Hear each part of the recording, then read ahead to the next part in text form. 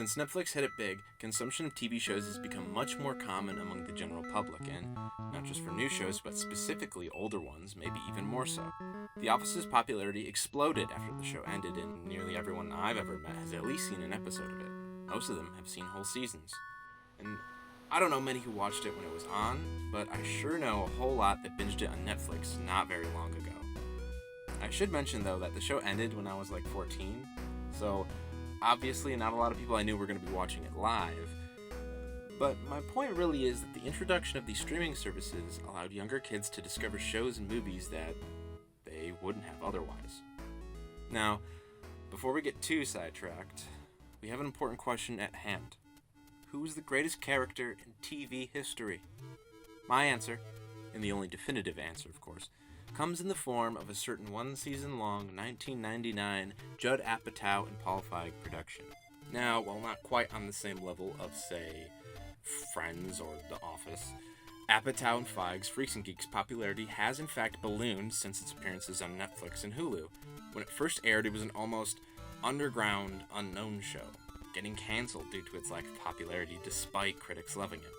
And throughout the years, it slowly became a bit of a cult hit, but nothing groundbreaking. However, by the time it made appearances on two of the biggest streaming services, it became nearly a household name, along with being one of the all-time most well-known single-season canceled shows. Now, the show itself is certainly worth a deep dive, and I highly recommend you all to watch it, but that deserves its own video for another day. We're here to talk about the all-time greatest TV character to ever grace one of those staticky screens. Now, Freaks and Geeks is filled to the brim with excellent, cleverly written characters, both likable and unlikable. There's Linda Cardellini's lost and disillusioned Lindsay Weir, along with her awkward and adorable little brother, John Francis Daly's Sam Weir. There's also Jason Segel's signature drum-loving stoner, Nick Andopoulos, and Seth Rogen's tough guy with a soft heart, Ken Miller. And who could forget the legendary Kim Kelly? But of all these characters, only one can be the greatest of all time. And only one can be Bill Haverchuck. Haverchuck. Bill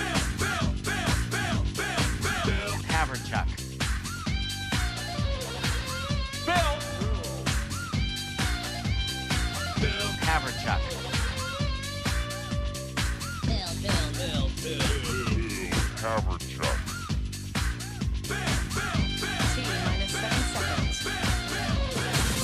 Haverchuck. Bill Haverchuck. Martin Starr's absolute tour de force of a performance drives one of the single most likable and well-written TV characters of all time. He's funny. You know, to be honest, I don't smell so good. I could probably use a shower. He's driven. And the thing is, I might not be bad. I never get better because I'm never given the chance. But I could be good. You know, I mean, I know I could be good. He knows who he is, and he doesn't give a damn what anyone else thinks.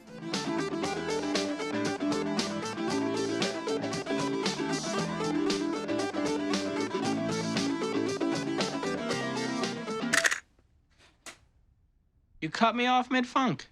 He's secure with how manly he is. I'm not gonna hug you. Why? I'm quite secure with my manliness. It's okay to hug your friend, Sam. And yet dares to absolutely slay the competition on Halloween. Not a little girl, I'm a bionic woman. But most importantly, he isn't afraid to ask the important questions. What if she puts her tongue too far into my mouth? What if I throw up? What if I throw up all over? What if I throw up in her mouth? Oh, shut up, Bill! Now, obviously most of these clips lean towards the more comedic side of Bill, but he's not just a great comedic character that absolutely steals scenes through well-worded quips and top-tier non-speaking body and facial acting. He has many serious moments that somehow land even stronger than his comedic ones. I'll try my best to not spoil anything too much, as I cannot recommend Freaks and Geeks enough to those who haven't seen it, but his relationships with both his mother and his gym teacher, played by Biff from Back to the Future, are easily the strongest on a show full of incredibly strong and well-written relationships and character dynamics. The 14th episode of the show, entitled Dead Dogs and Gym Teachers, is one where Martin Starr gets to not only flex his acting chops, but also reveal to the viewers just how much they truly care for the always smiling and lovable Bill, possibly with without them even realizing it, as it's the first one where he's doing anything but smiling. In this episode, he can even come off as unreasonably rude towards Coach Fredericks, who's only trying to bond with his former enemy who may now soon become his stepson. While Bill is unflinchingly stubborn in his lack of acceptance of the coach at first, he eventually learns to open up to him through Bill's favorite television show, Dallas. And it's worth mentioning that Bill's use of bonding through media turns him into a timeless character, as despite the show taking place in 1980, this style of building trust through a shared love for a form of entertainment reflects modern-day kids and teens excellently, and it will continue to be more relatable as time goes on. This episode is where Bill blooms into an undeniably phenomenal character, as he learns and changes and accepts a new reality he before desperately refused. And in the penultimate episode, he's able to make a somewhat despicable individual in the character of cheerleader Vicky Appleby realize the faults in her previous worldview and potentially turn a new leaf. And the two unlikely companions seem to become friends thereafter. It's riveting, heartwarming, and truly touching. Bill isn't just the lovable comedic relief, Bill is the heart of Freaks and Geeks. One more thing I have to mention as well is that throughout Freaks and Geeks' fantastic 18-episode run, there are hints sprinkled throughout that Bill may have some form of high-functioning autism, such as Asperger's. And while it's never overtly stated in the show, it does seem to be commonly accepted as fact by the general fan base.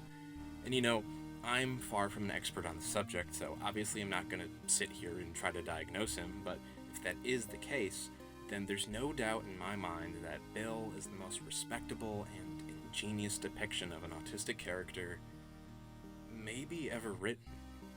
Most films and shows that have characters with some version of autism try to harp on that fact and even try to make it the crutch of the character, begging you to feel bad for them. That's not the case at all with Bill.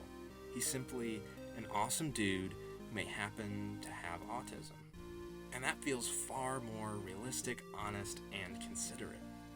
Too often, entertainment will try to convince you that if only this character didn't suffer from some disability, they'd be an incredible person. Or they do the exact opposite, stating that the character is only a good person because they are different. But with Bill, there's no shoving in your face, no trying to make you feel bad for him, no telling you how brave he is for just existing. Quite simply, he is who he is. He's Bill. And if anything, that is truly what makes him the greatest TV character of all time. Now, obviously I'm exaggerating a bit with the whole greatest TV character of all time thing, but I do absolutely love Bill with all my heart, and he's my go-to answer for anyone who may ask who my favorite character from a movie or show is. And at the end of the day, he never fails to make me smile. I mean, look at him. He's just, oh, I love him. I love you, Bill. But what about you guys? Feel free to sound off in the comments about your favorite characters. And of course, if you like the video, then drop a like, or maybe even subscribe, or share it with a friend. And if you do, make sure to click the bell icon to get notifications on when we upload next. Thanks.